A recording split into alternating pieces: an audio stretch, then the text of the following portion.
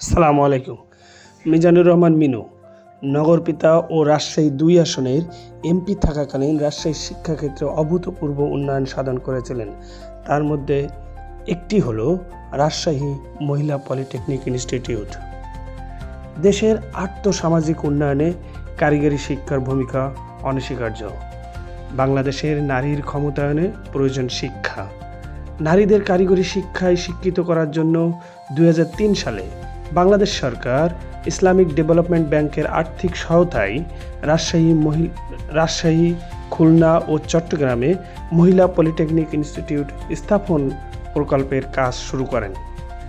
এরই ধারাবাহিকতায় ২০০৬ সালে ১৩ই সেপ্টেম্বর বাংলাদেশের গণতন্ত্রের মা তৎকালীন প্রধানমন্ত্রী বেগম খালেদা জিয়া রাজশাহী মহিলা পলিটেকনিক ইনস্টিটিউট উদ্বোধন করেন।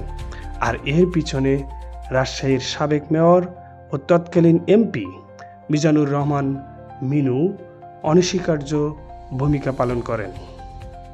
মিজানুর রহমান মিনু রাজশাহীকে শিক্ষার নগরীতে পরিণত করেছিলেন। মিজানুর রহমান মিনু ২০০৬ সালে রাজশাহী সরকারি মডেল স্কুল অ্যান্ড কলেজ স্থাপনেও অনস্বীকার্য ভূমিকা পালন করেন। তাই শিক্ষার উন্নয়নে ও আন্তর্জাতিক মানের শিক্ষায় আপনার সন্তানকে শিক্ষিত করতে ১২ই ফেব্রুয়ারি মিজানুর রহমান মিনুকে ধানের শীষে ভোট দিন।